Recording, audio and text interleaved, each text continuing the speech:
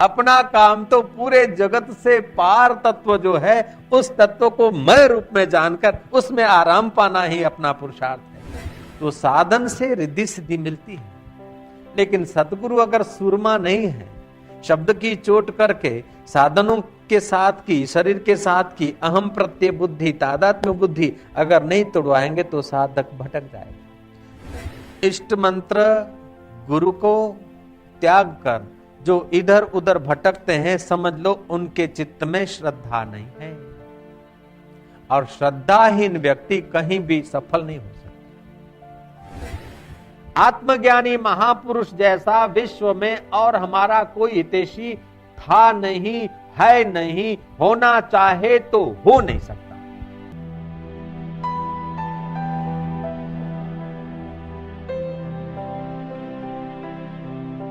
ओम ओम ओम। वितराग भय क्रोध मन माया माम उपाश्रिता। हमारा राग भय क्रोध व्यतीत हो जाए। भय राग क्रोध व्यतीत होने पर भी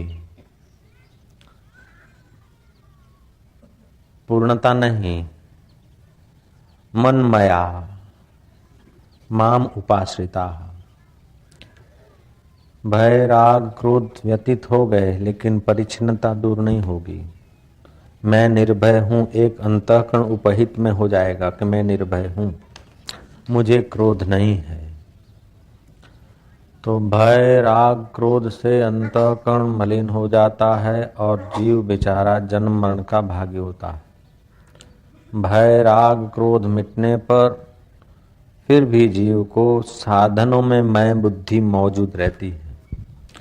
हकीकत में भय राग क्रोध आदि होते हैं मन बुद्धि में। मन बुद्धि साधन है। तो हम साधनों की शुद्धि साध्य को देखने के लिए करें वो तो ठीक है, लेकिन साधनों को मैं मानते रहे तो साध्य ठीक से नहीं दिख पाएंगे। ईश्वर हमेशा सिद्ध तत्व है, सिद्ध वस्तु है। ईश्वर अगर इंद्रियों का विषय होता, साधनों के द्वारा दिखने का विषय होता, तो गाय भैंस कौवे घोड़े गधे को ईश्वर दिख जाता। ईश्वर इंद्रियों का विषय नहीं है। ईश्वर तो ये सब इंद्रियों को नेति नेति करने के बाद जो स्वतः सिद्ध तत्व है वो ईश्वर है। तो उस ईश्वर में मनमया होना चाहिए।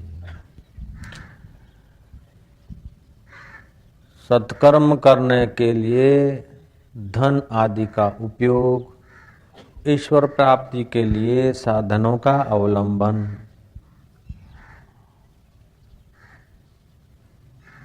और सत्कर्म करने के लिए बुद्धि का अवलंबन लेने वाले व्यक्ति से भी जो माम उपाश्रिता है, ईश्वर के माम के नजीक बैठता है, वो जल्दी पहुंचता है। ध्यान से सुने। यहां तक कि संग्रह और भोग का त्याग करने का साधन भी उतना तीव्र नहीं पहुंचाता, जल्दी नहीं पहुंचाता, जितना माम उपाश्रिता होने से होता है। ईश्वर का माम उपाश्रिता, उप माना समीप, ईश्वर के उपवास, जैसे उप माना नजीक वास करना, ऐसे ही उपाश्रिता। संसार में हम लोग किसी न किसी का आश्रय लिए बिना नहीं रहते। किसी में हमारी प्रीति होती है और किसी का हम आश्रय लेते हैं। धन में, कुटुंब में, परिवार में, मकान में, गाड़ी में, गहनों में, कपड़ों में हमारी प्रीति होती है, और जो बलवान है उनका हम आश्रय लेते हैं। तो पदार्थों में प्रीति होती है और बलवान उन पदार्थों की रक्षा करने में जो समर्थ है उनका हम आश्रय लेते हैं। तो पदार्थों की प्रीति, नश्वर पदार्थों की प्रीति हमें दुख देती है और अधीन रखती है, और बाह्य आश्रय भी हमें भय से बनाए रखता है, उनका भय बना रहता है। सेठ का आश्रय, साहूकार का आश्रय, किसी न किसी का, नेता का, किसी न किसी का आश्रय लेंगे बाहर। तो ये जीव हमेशा कोई न कोई आश्रय भीतर थामा हुआ है। कहीं न कहीं इसकी प्रीति है और कहीं न कहीं इसका आश्रय है। प्रीति और आश्रय जब तक बाहर बना रहेगा तब तक भय, क्रोध और राग जाएगा नहीं। प्रीति और आश्रय जब तक बाहर रहेगा तब तक भय, क्रोध और राग जाएगा नहीं। क्योंकि जो वस्तु हम चाहते हैं उसमें अगर विघ्न डालता है कोई तो उसके प्रति क्रोध होगा, अगर हमारी बराबरी का है तो। और हमारे से बड़ा होगा तो उससे भय होगा कि अब इसने विघ्न डाला, ये बड़े पहुंचे हुआ, उससे भय होगा। तो भय कभी कभी तो कल्पना करके, भूतकाल का चिंतन करके द्वेष होता है, दुख होता है। भूतकाल में सुख भोगा है उसकी याद में भी दुख होता है, और दुख भोगा है उसको याद करके भी दुख होता है। और भविष्य काल का कल्पना करके भी भय पैदा होता है, और वर्तमान में हमारी वृत्ति में मोह होता है। हम जब तक माम उपाश्रित नहीं होंगे, ईश्वर के उपासक ठीक से नहीं होंगे, ईश्वर के तत्व को समझेंगे तो ईश्वर के उपासक होंगे। तो ईश्वर का माम खोजो तो तुम्हारा माम मिल जाएगा, और तुम्हारा माम खोजा तो ईश्वर का माम मिल जाएगा। क्योंकि ईश्वर अंश जीव अविनाशी, चेतन विमल सहज सुख राशि, सो माया बश भयो गोसाई, बंध्यो जीव मरकट की नाई। जैसे तोता बांसुरी पर बैठता है तो उसके वजन से बांसुरी घूम जाती है, और तोता चोंच से पकड़ता है कि मेरे को किसी ने पकड़ा है। अथवा तो मरकट अपनी ही मुट्ठी बांधकर पकड़ा जाता है। ऐसे ही हमारी वृत्तियों से ही हम इस नश्वर भोग में, नश्वर पदार्थों में, नश्वर आश्रयों में बांधे हुए हैं। वरना बांधने की संसार में ताकत नहीं है। यह बंधन हमारा स्वनिर्मित है। ये स्वनिर्मित बंधन को जब तक हम स्वयं नहीं उखाड़ फेंकेंगे तब तक महाराज परम पद का अनुभव नहीं होगा। तो जो लोग अज्ञान के तिमिर में गोते खा रहे, एक तो अज्ञानी है और दूसरे शंकाशील है। भागवत में आया है कि कौवा कदम कदम पे शंका रखता है। कोई जो दाना चुगाता है, प्रतिदिन रोटी का टुकड़ा डालता है, उस पर भी कौवा की शंका रहती है। ऐसे जो अज्ञानी हैं और अहंकारी हैं वो अपने परम हितैषी संतों पर भी शंका करते हैं। जयराम जी की जो हमें ज्ञान का चुगना चुगाते हैं उनके प्रति भी शंका हो जाती है। धर्म पे शंका, इष्ट पे शंका, शास्त्र में शंका। अरे भाई, श्रद्धा बिना तो तुम माँ को भी माँ नहीं कह सकते और बाप को बाप नहीं कह सकते, क्योंकि माँ और बाप को तुमने देखा नहीं। श्रद्धा तो एक ड्राइवर पर भी रखनी पड़ती है। 80 आदमी, मां, धन, माल, जान सब एक ड्राइवर के सुदर्शन चक्र पर, स्टीयरिंग पर भरोसा रखकर आते हैं। एक हवाई जहाज अमेरिका जाता है महाराज, 10-12 हजार की टिकट पहले लेकर एक पायलट पर जान माल जोखम सब उस पर श्रद्धा के बल पर रखते हैं, और तब हम अमेरिका जाते हैं, अमेरिका से यहाँ आते हैं। हालांकि कई हवाई जहाज गिर पड़ते हैं और कई पायलट नशेबाज हो जाते हैं, कई कुछ हो जाते हैं ड्राइवर, फिर भी गाड़ी चल रही थी। आप श्रद्धा चाहे बनाने वाले पर भी रखते हैं कि गाय या भैंस का ही दूध होगा, घेटे या बकरे का या गधे का दूध नहीं होगा, अथवा तो जूठा नहीं होगा, शुद्ध होगा। आप इंजेक्शन लगाने वाले पर भी श्रद्धा रखते हैं कि डिस्टिल वाटर नहीं होगा। हालांकि डिस्टिल वाटर की इंजेक्शन लगाकर डॉक्टर लोग, कई ऐसे मूर्ख डॉक्टर हैं जो प्रजा का शोषण कर लेते हैं, फिर भी और लोग इंजेक्शन लगवाते हैं। आप दाढ़ी उतराने वाले हजाम के पास सलून में जाकर भी उस पर श्रद्धा रखते, अपनी गर्दन दे देते। वो जरा यूं करता तो आप और नजीक दे देते। यूं करते करते इधर भी तो घुमा सकता है, लेकिन फिर भी श्रद्धा से आप दाढ़ी उतरवाते हैं। तो एक ये छोटे मोटे बिखरे बाल, ये भी आप श्रद्धा से, नाई का तो देखो अस्त्रा कैसा तेज है, उसको आप गर्दन दे देते हैं। तो जन्म जन्म की जो दाढ़ी बड़ी है उसको हटाने के लिए ब्रह्मवेता के आगे अगर गर्दन रख दी तो क्या बात है। तो श्री कृष्ण कहते हैं श्रद्धावान लभते ज्ञानम तत्पर संयते इंद्रिया। श्रद्धा के साथ तत्परता हो। हमारी इष्ट में या ब्रह्मवेता के वचनों में कितनी श्रद्धा है उसका अगर अंदाजा लगाना चाहें तो उनके बताए हुए मार्ग पर, उनके बताए हुए उपदेश पर, उनके बताए हुए युक्तियों पर हम तत्पर कितने रहते हैं। हमारी अगर उनके बताई हुई निष्ठा और बताई हुई टेक्निक, बताई हुई ज्ञान कला पर तत्परता है तो हमारी श्रद्धा है, नहीं तो हमारी तत्परता नहीं। गुरुजी आपको तो मैं बहुत मानता हूं लेकिन आपकी बात मैं नहीं स्वीकार करूंगा। गांधी को तो मैं बहुत मानता हूं लेकिन गांधीवाद से मुझे नफरत है, तो गांधी को क्या माने। तो ऐसे ही श्रद्धा, गुरु पर श्रद्धा, शास्त्र वचन पर श्रद्धा आदमी को, श्रद्धा का धागा पतला है लेकिन भव पार करा देता है। जो बोलते हैं कि हम श्रद्धा वृद्धा नहीं रखते तो समझ लो या तो मूर्ख है या तो अभिमानी है। वो अपना इस पृथ्वी पर या अतल वितल में 14 लोकों में अपना कोई हितैषी नहीं समझता या तो अपने से कोई श्रेष्ठ ज्ञानी नहीं समझता है, इसलिए उसकी श्रद्धा नहीं होती। तो जो अभिमानी होते हैं वो अपने से श्रेष्ठ दूसरे को नहीं मानते हैं। जो महामूर्ख होते हैं, पशु तुल्य होते हैं, उनकी श्रद्धा नहीं होती। पशुओं में श्रद्धा नहीं होती।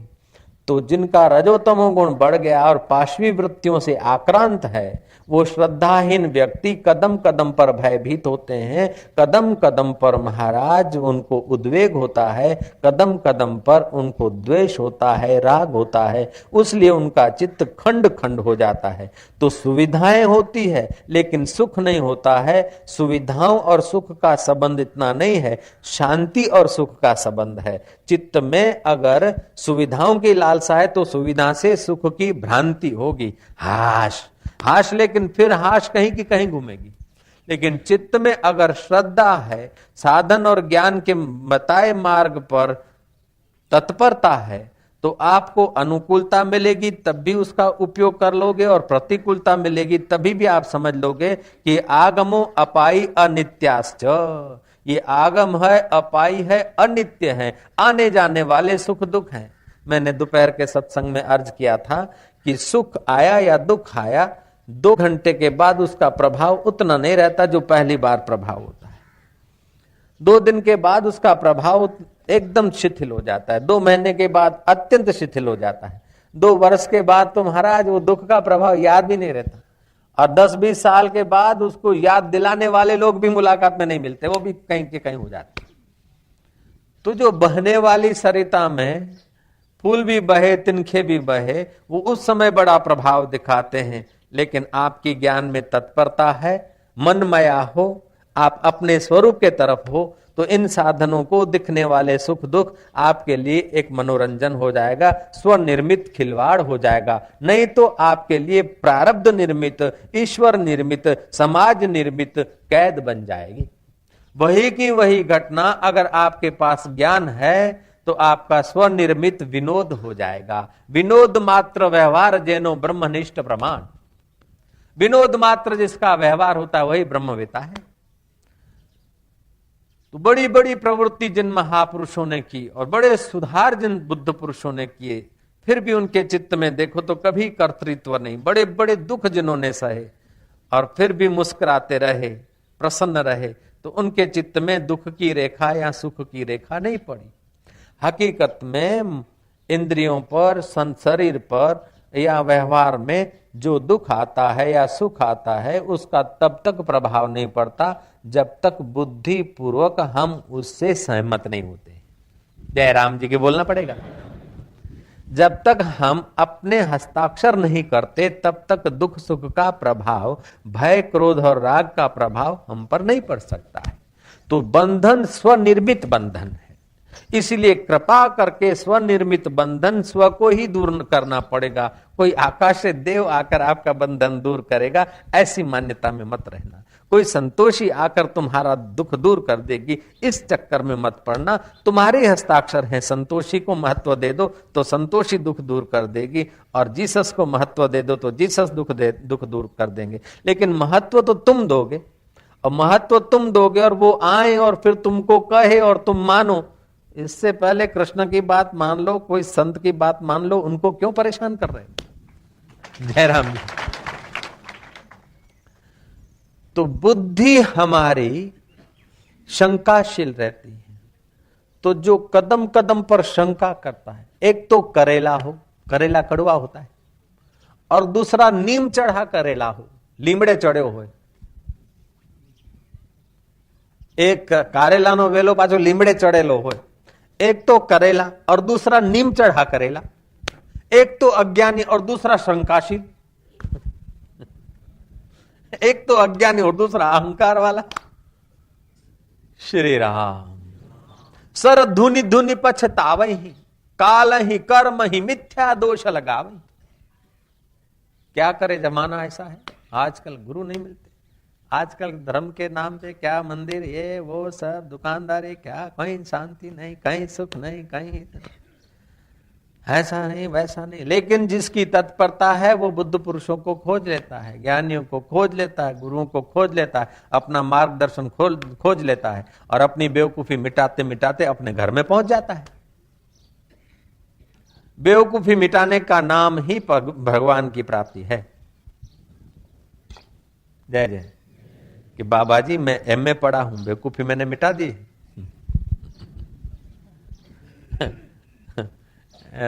तुमको राजी करना तो हम कहेंगे बा ठीक हो साहब हो, लेकिन बेवकूफी नहीं मिटी। मैं आईएएस हो गया हूं, बेवकूफी मिट गई, मिटा दिया मैंने। नहीं, शास्त्र किसको बेवकूफी बोलते हैं कि इंद्रियों को, मन को, शरीर को, इन साधनों को मैं मानकर जो हम जीते हैं तो बेवकूफी है। इन साधनों को साधन मानकर अपनी मैं को जब जानते हैं तब बेवकूफी मिलती है। अपनी मैं को जाना तो आप किसी भी पदार्थ से, किसी भी स्वर्गीय सुख से, किसी भी ब्रह्मलोक के सुख से भी आप प्रभावित नहीं होगे। देखा अपने आप को मेरा दिल दीवाना हो गया, ना छेड़ो मुझे यारों में खुद पे मस्ताना हो गया। रबिया और हसन मित्र संत थे। कोई उत्सव में कोई जा गए थे, वहां लोग नमाज पढ़ने की तैयारी कर रहे थे, लेकिन हसन के मन में आया कि कुछ कर दिखाएं।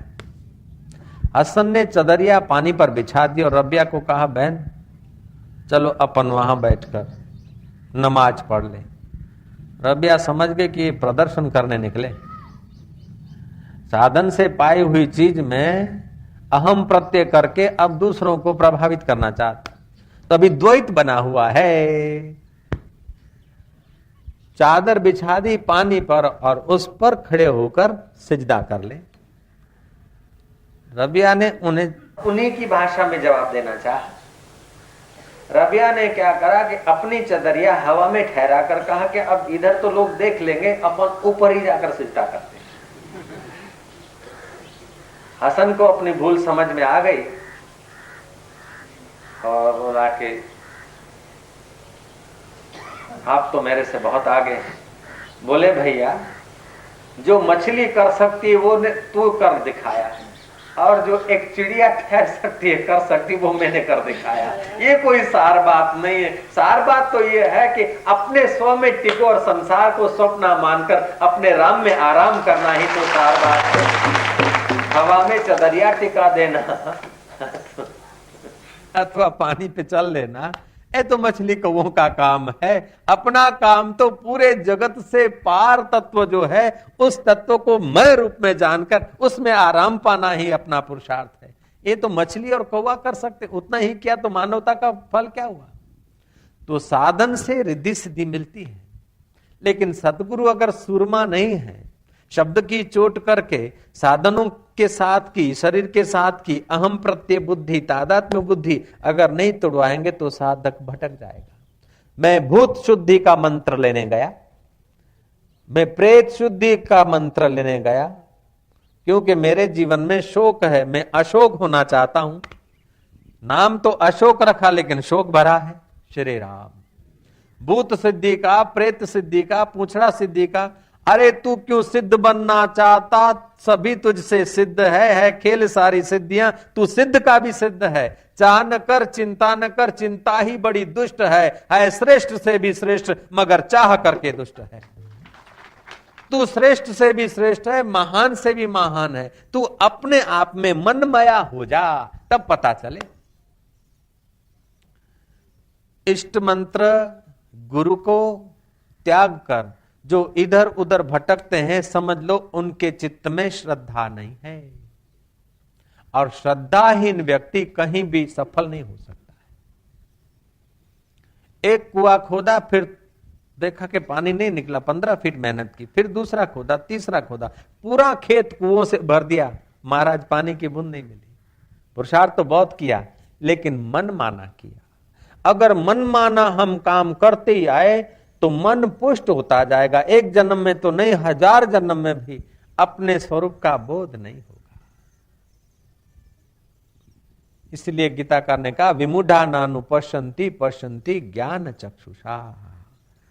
तो अज्ञान तिमिरांधस्य ज्ञान अंजन शलाकय चक्षुर्मिलितम येन तस्मै से गुरुवे नमः।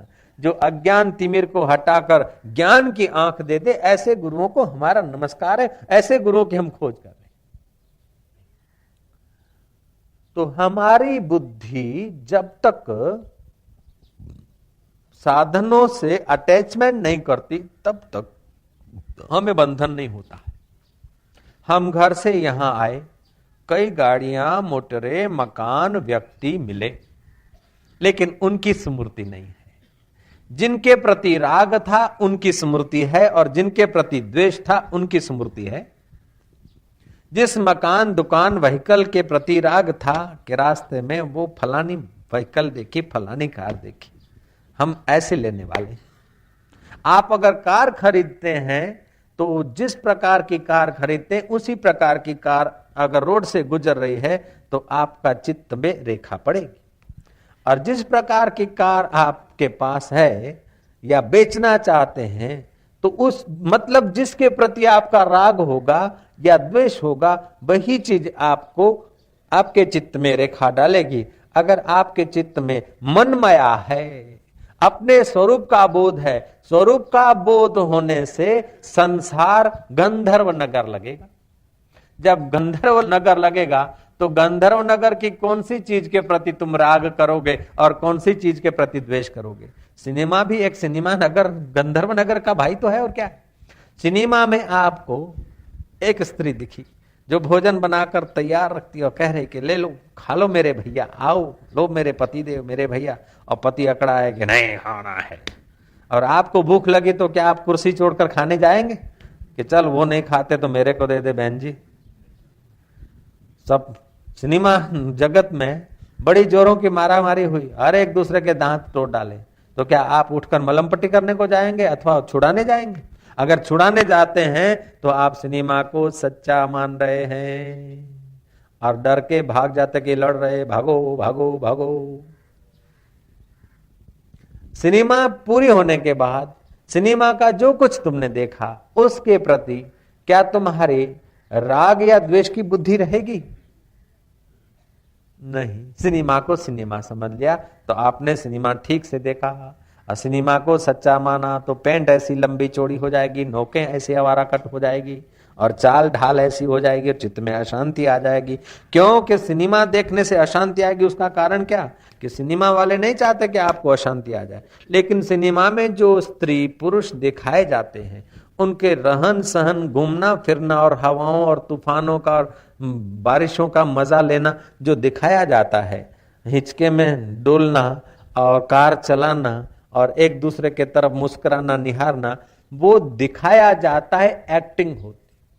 और उनका पफ पाउडर और महाराज श्रृंगार, हार श्रृंगार, मेकअप जो है वो मेकअप किया हुआ होता है। तो सिनेमा की स्त्री, आपकी स्त्री सिनेमा की स्त्री की नहीं तो हो नहीं सकेगी, और आपका घर सिनेमा वालों के घर जैसा तो बनेगा नहीं, और आपका हस्बैंड भी हीरो जैसा होगा नहीं, और आपकी मिसेस भी हीरोइन जैसी होगी नहीं। तो वो देखकर अगर चित्त में राग घुस गया तो अपनी मिसेस होते हुए भी चित्त में खिन्नता रहेगी, अपना मिस्टर होते हुए भी चित्त में खिन्नता, और अपने घर में रहते हुए भी आप अपने घर में नहीं है, किसी काल्पनिक घर में गोते खा रहे हैं। जयराम जी की, इससे अशांति होती। क्योंकि बुद्धि में राग आ जाता है कि ऐसा किसी की मोटर देखकर, किसी की बाड़ी देखकर, किसी की लाड़ी देखकर, किसी का रूप देखकर, किसी का कुछ देखकर बुद्धि अगर अटैचमेंट कर रही है, इच्छा कर रही है, तो आपका सुख खंडित हो जाएगा, आपकी शांति गुम हो जाएगी और बुद्धि निर्णय शक्ति से कुछ नीचे चली आएगी। हकीकत में किसी का रूप, किसी की लाड़ी, किसी की सत्ता देखकर वांछा नहीं करो, लेकिन उसकी सत्ता और उसकी लाड़ी वाड़ी, उसके पास जो कुछ है वो भी 4 दिन का है और ये भी 4 दिन का है, लेकिन वो जिस सत्ता से जी रहा है वो अमर आत्मा तो अभी मेरे पास उतने का उतना है, उसको तो उसका पता नहीं, लेकिन मेरे को सत्संग के द्वारा पता है, तो उसी के रूप में मैं ही तो भोग रहा हूं। हरिओम शिवोहम शिवोहम। ये तुम्हारे ज्ञान का उपयोग है, श्रद्धा का उपयोग है और तत्परता की निशानी है। किसी राष्ट्रपति और प्रेसिडेंट को देखकर सुकड़ो मत और उसको देखकर ईर्ष्या मत करो, लेकिन अंदर में सोचो कि जवाबदारियां तो वो बेचारा सहन करेगा, सुख तो हम ले सकते हैं कि प्रेसिडेंट होकर हम मजा कर रहे हैं, राष्ट्रपति होकर हम ही ऐश कर रहे हैं या सैर कर रहे हैं, महाराज नेता बने हुए तो हम ही हैं, जनता है तो हम हैं, शाहूकार हैं तो हम हैं, और शाहानी नजर से उनकी शाहानी नजर तुम अपनी नजर मानो, उनका टेंशन अपने सिर पर मत लो, लेकिन उनकी शाहानी नजर वो जिस सत्ता से सत्ताधीश हैं वो परम सत्ता मुझ आत्मा परमात्मा की है। सो हम जो राष्ट्रपति जिस की सत्ता से उनकी आंखें देखती है, जिस सत्ता से उनके कान सुनते हैं, जिस सत्ता से वो बोलते हैं, जिस सत्ता से वो वायुयान की यात्रा करते हैं, वो सत्ता चैतन्य आत्मा की है और वही आत्मा मेरा परमात्मा मेरे हृदय में भी उतने का उतना है। राष्ट्रपति को जो सत्ता दे रहा है वो मेरे शरीर को सत्ता दे रहा है और वही वास्तविक में मेरा स्वरूप है, तो ये सब मेरे स्वरूप ही अनेक हैं। शिवो हम सो हम करके आनंद लीजिए। लेकिन वो बनना तो फिर महाराज पोस्ट छूटेगा, फिर जब घर जाना तो फिर उतना भी सुकड़ना।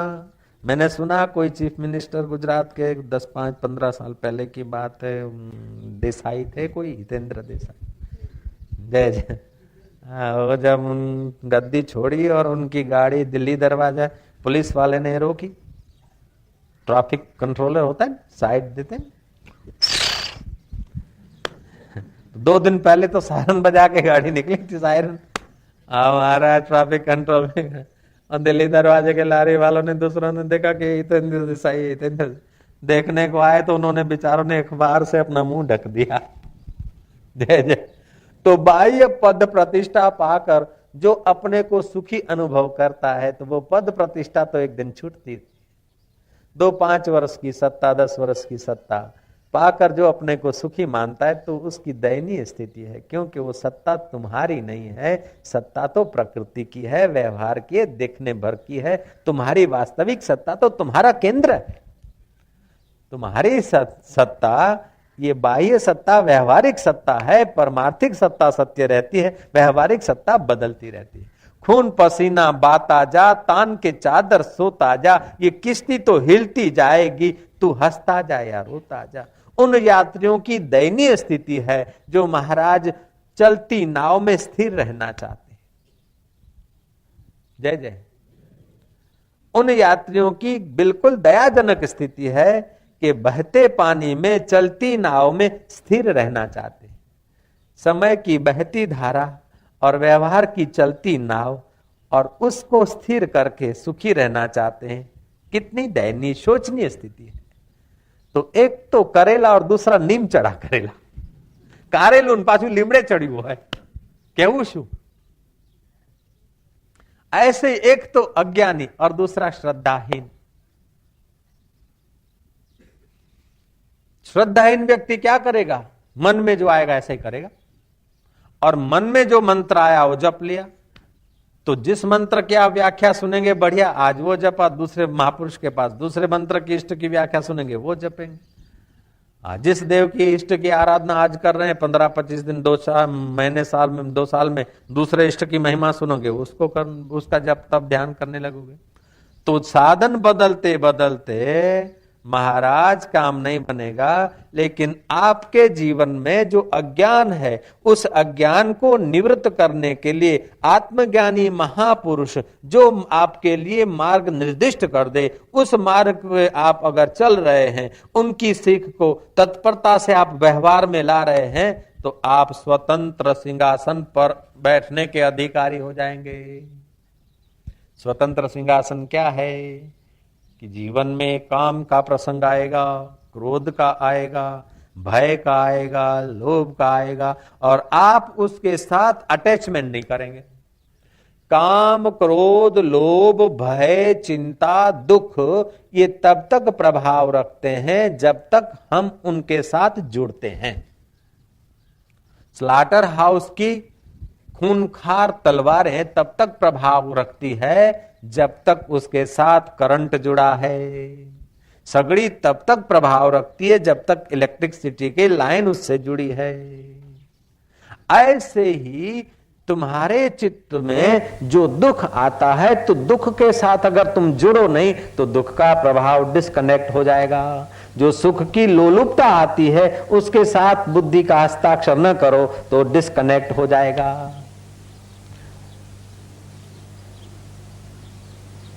ये बहुत ऊंची साधना है, बड़ी ऊंची समझ है। आज श्री कृष्ण के इस श्लोक से हमें बहुत ऊंची समझ मिल रही है कि मनमया ईश्वर तत्व को ख्याल करके उसमें टिक जाएं। भय, राग और क्रोध को छोड़कर, भय, राग, क्रोध को सम्मति न देकर अपने स्वरूप में सम्मति दें, तो भय, राग और क्रोध तेजोहीन हो जाएगा, प्रभावहीन हो जाएगा।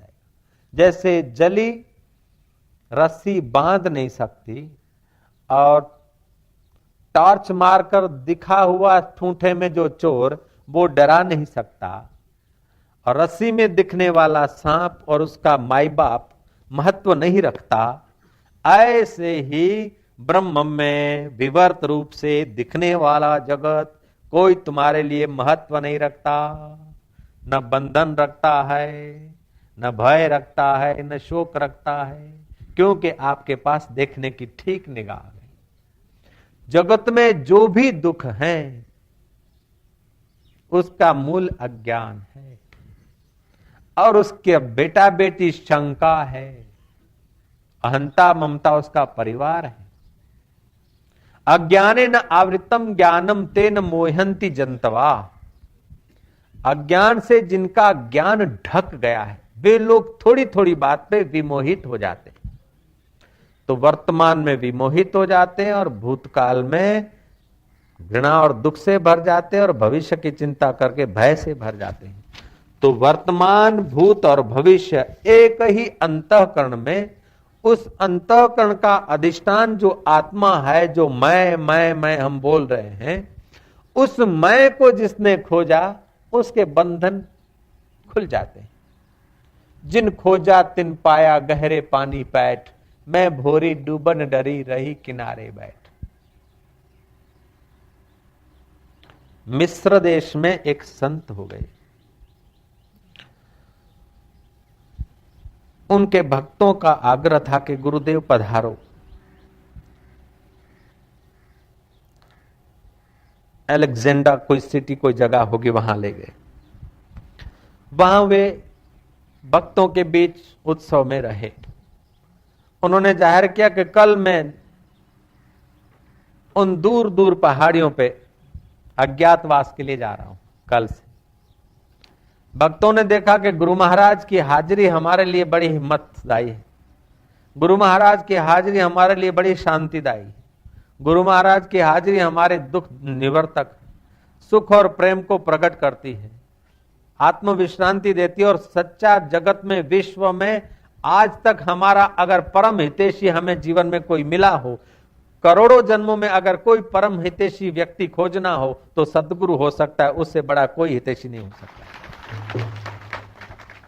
हमारे साधनों के हितैषी तो हमारे मित्र परिवार हो सकते हैं, लेकिन हमारा हितैषी तो सतगुरु ही हो सकता है, दूसरे के बश की बात नहीं। दूसरा होना चाहे तो हो नहीं सकता। जयराम जी ध्यान से सुने, हमारा परम हितैषी तो कोई ब्रह्मवेता महापुरुष ही हो सकता है, दूसरा होना चाहे तब भी नहीं हो सकता।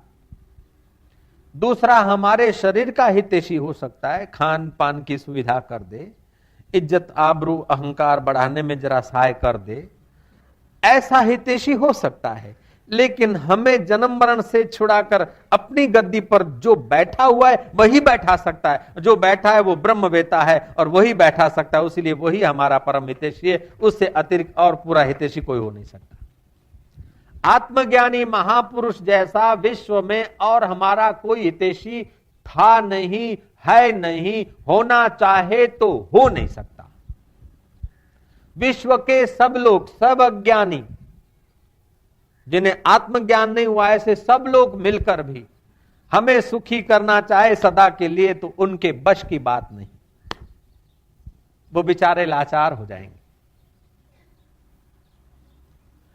और हमें ब्रह्मवेता गुरु की प्रसादी पच गई है, तो विश्व के सब लोग मिलकर हमें सदा दुखी करना चाहे तो उनके बश की बात नहीं, क्योंकि हस्ताक्षर हम करेंगे तभी दुखी होंगे। देखो कितनी स्वतंत्रता है, कितनी आखिरी बात।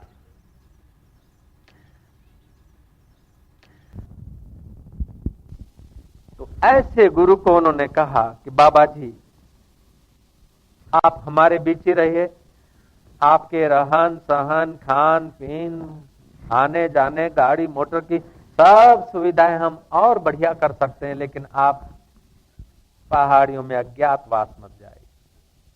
उन्होंने कहा कि भाई और तुम्हारी दुनिया और हमारी दुनिया अलग है। हम कभी कभी तुम्हारी दुनिया में आते हैं, नीचे उतरते हैं, साधनों को मैं मानकर उसका उपयोग करके दिखा देते हैं, लेकिन हम सिद्ध वस्तु में अपने प्रियतम में मस्त रहने के लिए एकांतवासो लघु भोजनादौ मौनम निराशा करणावरो, चित्त के प्रसाद को पाने के लिए एकांत, और हम उस प्रियतम में तृप्त रहेंगे एकांत में, अब बखेड़े में ज्यादा नहीं रहते। गिरधर कविराज हो गए, वेदांतिक जगत में बहुत लोग उन्हें जानते हैं। गिरधर कविराज जी ने कहा, थोड़े दिन के वास्ते कौन उपाधि करे, किस जीवन के वास्ते जग में पची पची मरे। जो राग में, द्वेष में, भय में, क्रोध में पच रहे हैं, ऐसे व्यक्तियों के साथ अगर साधक भी या संत भी अधिक समय बने रहेंगे तो उनका थोड़ा बहुत तो उष्णता लगती है। जब उष्णता लगती है तो स्वरूप में निष्ठा है तो हटा देंगे, नहीं तो एकांत में जाकर और गोता मारेंगे। और निष्ठा होते हुए भी एकांत में जैसा मजा है, ब्रह्मवेताओं को एकांत पहाड़ियां, नदी तालाब का किनारा, एकांत जंगल झाड़ी या जिज्ञासुओं के बीच उनको जितना आनंद आता है उतना संसार के बड़े बड़े रहीशों और आडंबर से जीने वाले व्यक्तियों के बीच नहीं आता।